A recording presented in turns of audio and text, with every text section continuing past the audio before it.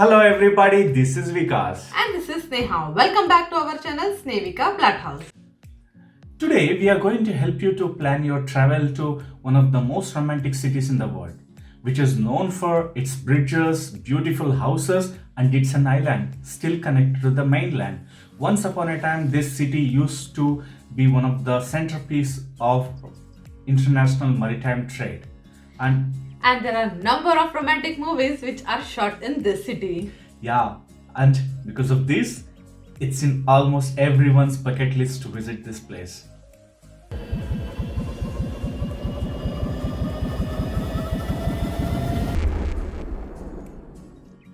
Yay, it's Venice. So let's talk some interesting facts about Venice. Contrary to the normal belief, Venice is not a single island, but it's made of 118 small islands which are separated by canals but linked by over 400 bridges. The name Venice is derived from the ancient Veneti people who inhabited the region by 10th century BC. The great explorer Marco Polo comes from Venice. Venice can be reached by air, water, rail, and road. We will discuss more in detail further. And you should know, Venice is car free. In this picture, you can see Venice is in the northeastern part of Italy, and other famous places like Rome, Florence, Naples, and Leaning Tower of Pisa are quite far from Venice. So you can plan a short, relaxing trip just to Venice. And with Venice, we are going to plan another two beautiful neighboring cities. As you can see in this map, let's type in Venice, Italy, and here it is. And if we zoom in a bit in this map, we can clearly see Verona and Padova, the two hidden gems which we can cover with less travel. Because these two places are within 100 to 115 kilometers from Venice. And Padova is on the way to Verona. Not only by car, there is an easy connectivity even by train to both these places. And you can cover both the places in one day as a round trip from Venice. Now we are going to share information about when is the right time to visit Venice, how many days you have to visit Venice, and basically what is the airport you have to choose to reach Venice, or which is the railway station you have to take, and also basically where to stay during your visit to Venice, and also what are the activities you can do when you are in Venice. So Vikas, what do you think is the best time to visit Venice? Best time to visit Venice is in the summer. So for example, April, May, September, October is really good when city is warm and dry. It's not too hot. I would recommend avoid visiting in the August because the weather will be really hot, and many times many of the Venetians go for really long vacation. So I'm not sure if everything is open. Nevertheless, we were in the fall, almost in first week of November. We really liked it because we could still have enough sun. It was little bit cold, not so much hot, and also it's a bit less crowded, so that is one of the best things we like. In this slide we have given more details on for planning. Please choose as you like it.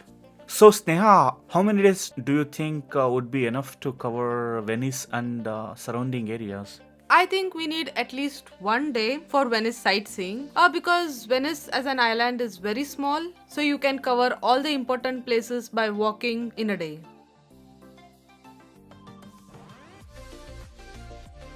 Then you will need another day to visit Murano and Burano, where you can visit glass factories, very colorful buildings, and do some shopping. Venice itself doesn't have a beach. So if you want to enjoy the beach, then you have to go to Lido Island, or you can stay in Lido Island and visit Venice. And as mentioned before, if you would like to visit Verona and Padova, you need to add another day. So in total, if you want to visit all these places, then you will need minimum 4 days. We did not go to Lido Island. Instead, we spent more time on Venice Island. Vikas, what is the best way to reach Venice? Yeah, there are many possibilities. So if you fly, you can directly come to Marco Polo International Airport. From there, you can take a local transport to reach Venice Island. And if you come by train, you can directly come to the main station if the train comes to Venice. Otherwise, you can get down in a Mestre station, then you can take another train which directly comes to Santa Lucia train station.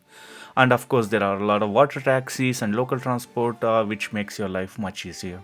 Where to stay in Venice is, very tricky question because, there are a number of possibilities are available. Either you can stay in Mestre or Lido Island or City of Venice. For me personally, I really wanted to stay in Venice Island. Basically, that is where the history is, that's where the culture is, that's what we came to see. But yeah, it's quite expensive. So if you want to have a beach and a kind of resort, then Lido Island is the best option for you. But we had a lot of ambiguity deciding between staying in City of Venice and Mestre. Oh yeah, totally, because the prices in Mestre were very lucrative. The price what you pay for a very small room in Venice, actually you could stay in a 5-star hotel in Mestre. End of the day, we stayed in Venice City and it was totally worth the price. As staying in Venice gave us the feel of Venetian's life and made our trip more relaxing as we could enjoy the sunset and the long walks in the island without the stress of going back to Mestre.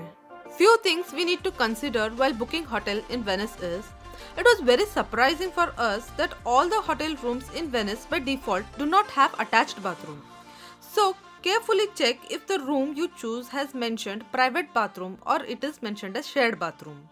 Another important things to consider is hotel location.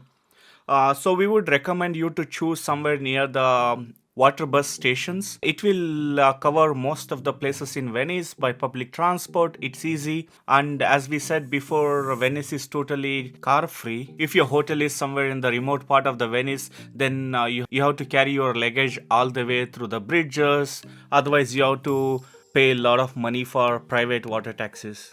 Next, there are many hotels which do not have 24/7 front desk, so they will send you the instructions to enter the building.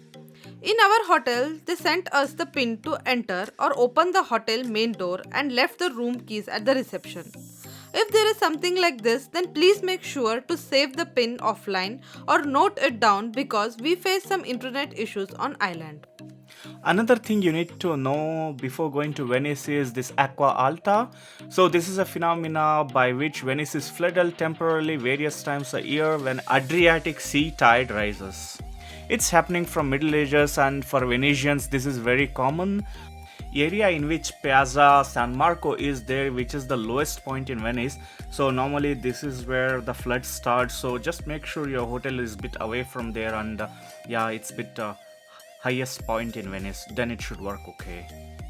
We booked the hotel Ca del Arte near Rialto Bridge in Venice Island. As you can see in this picture, our hotel is quite near to Rialto Bridge, walking distance. So it's around 750 meters to walk. So, and also there is another water bus station called Sant'Angelo, which is like almost really 100 meters walking distance from the hotel. So yeah, this is what we were trying to say earlier. Now we are done with all the bookings, so now Let's pack and fly.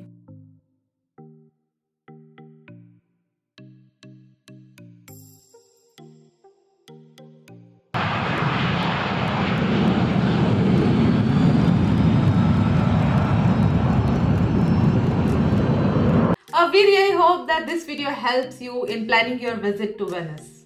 In our next video, we are going to tell you about what you can see in and around Venice and the sightseeing and best places you can visit in Venice. And if you like our content, please like, share and subscribe.